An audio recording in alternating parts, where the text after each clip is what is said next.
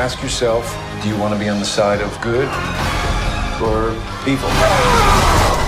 Tense times in Hollywood this week as the doomsday clock ticks loud towards the October 18th, 12:01 a.m. deadline. The IATSE has served notice on the networks, studios, and streamers if a new below-the-line contract cannot be achieved.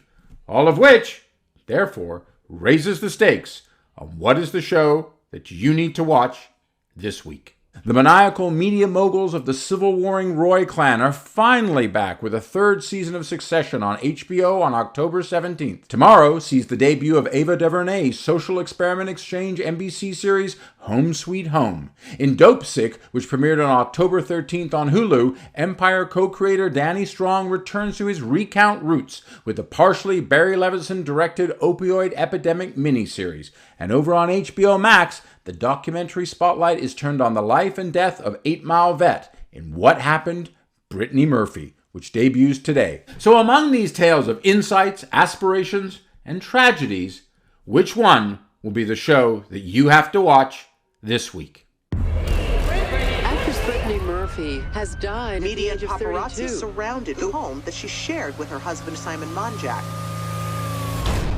Simon took her away. He made sure no one could get to her. There has been a cottage industry of late of documentaries focusing on the exploitation of Britney. Spears, that is.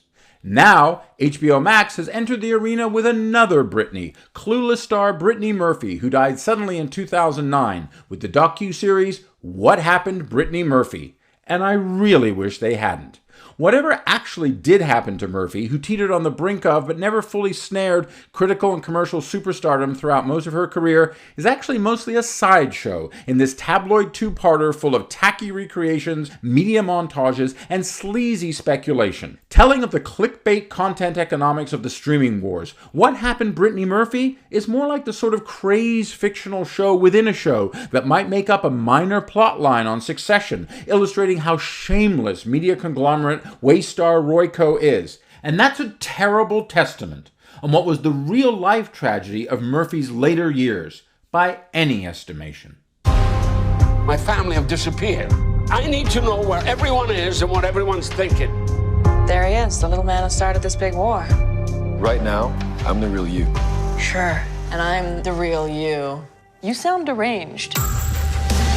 In all its mega-rich, cloistered, competitive, and sometimes confused glory, the return this weekend of Succession for a third season will provide the hardcore fans of the Jesse Armstrong-created dramedy the fix they so desperately need. Picking up right after the Season 2 finale press conference declaration of war from Jeremy Strong's would-be fall guy Kendall Roy against his self-interested and self-preserving billionaire father Logan Roy, as played with equal measure of vinegar and vigor by Brian Cox, Season 3 of the HBO series goes full beast mode, with varying degrees of success in what comes off as a primarily transactional cycle. Now, make no mistake, the language of Succession is still side-splittingly and splendidly cruel in these tales of rivalry of not even real people, to paraphrase a put-down from Kendall Roy to younger brother Roman. But the process of attempted patricide between the heir-hopeful apparent and the often closeless emperor does feel a bit like it's going around in circles trying to find somewhere to go next, even with big birthday bashes and more. Welcome to Home Sweet Home.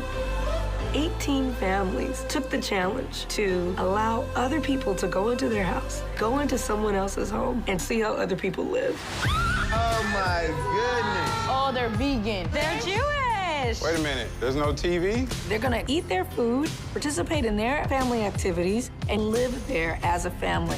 Ava DuVernay has a pretty full small screen dance card going already, and now the Oscar nominee is putting her activism where her aperture is, with the NBC reality series Home Sweet Home premiering tomorrow, taking to task the sobering reality that a significant portion of Americans never meet or really even hang out with people outside their own immediate demographic, and adding the empathy of Mary T. Lathrap's poem advocating walking in another person's shoes before judging them. Home Sweet Home snags a bit of the stranger in a strange house trope and put families of differing races, genders, strata, and blends in each other's houses, hobbies, recipes, habits, and realities for a week in the hopes of reaching across the great cultural divide. Up against Shark Tank, SWAT, and Friday Night SmackDown in that 8 p.m. slot, the savvy but truly sweet, at least from the 2 episodes I've seen, Home Sweet Home has a keen and compelling counter-programming edge underneath all that empathy to both its network rivals and the state of our great national disunion.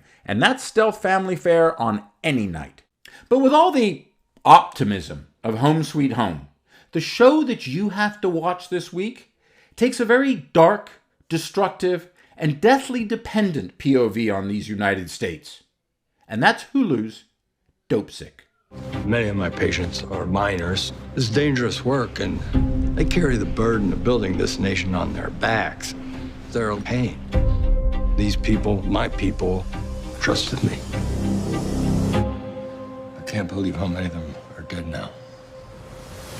I will tell you right now, the Michael Keaton, Caitlin Dever, Rosario Dawson, and Peter Sarsgaard starring 8-part miniseries, adopted by the Emmy-winning Game Change screenplay scribe Danny Strong from Beth Macy's 2018 book Dopesick, Dealers, Doctors, and the Drug Company That Addicted America, is almost as bleak as it is good.